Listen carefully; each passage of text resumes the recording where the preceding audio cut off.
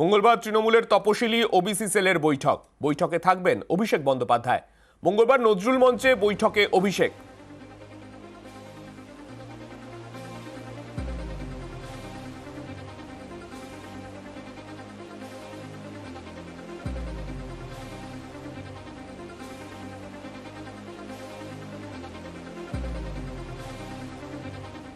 রাজনীতির র্যাম্প 24 ব্রিগেডে নতুন চমক তৃণমূলের।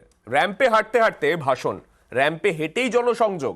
42 জন প্রার্থীকে নিয়ে র্যাম্পে হাঁটলেন মমতা বন্দ্যোপাধ্যায়।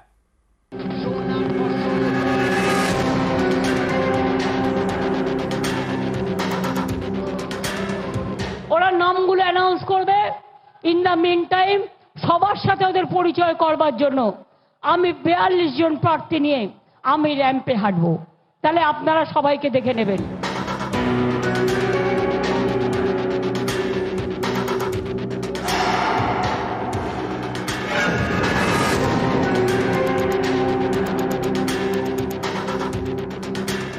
রাজনীতির ময়দানে র্যাম্প, ব্রিগেড সমাবেশে চমক দিল তৃণমূল।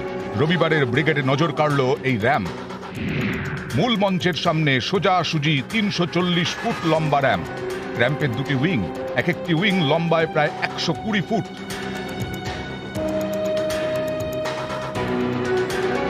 বক্তৃতা শুরুর আগে এদিন এই র্যাম্পে হাঁটেন মমতা বন্দ্যোপাধ্যায়।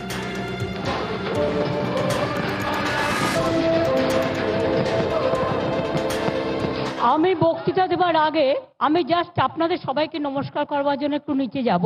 আমি চারিপাশে তাহলে সবটাকে দেখতে পাবো, তারপর আমি এখানে এসে বক্তৃতা দেব। র্যাম্পে হাঁটতে হাঁটতে জনতার কাছে।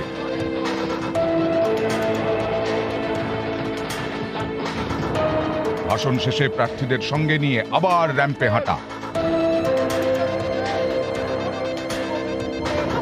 রবিবারের ব্রিগেডে এই র্যাম্পকে ব্যবহার করেন অভিষেকও। র্যাম্পে হাঁটতে হাঁটতে হাত নাড়া,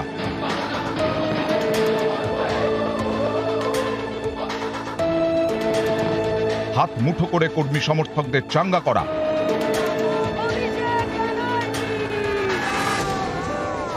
কখনো আবার র্যাম্পেই সাষ্টাঙ্গ প্রণাম।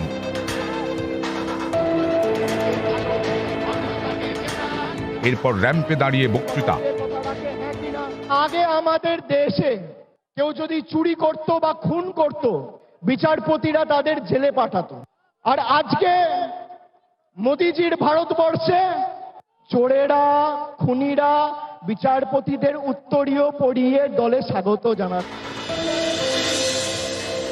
বঙ্গ রাজনীতিতে ব্রিগেড মানেই আবেগের বিস্ফোরণ, শক্তি দেখানোর ময়দান। সেই ময়দানে এবার সবার নজর কাড়ল এই র্যাম্প, রাজনীতির র্যাম্প। নিউজ 18 বাংলা।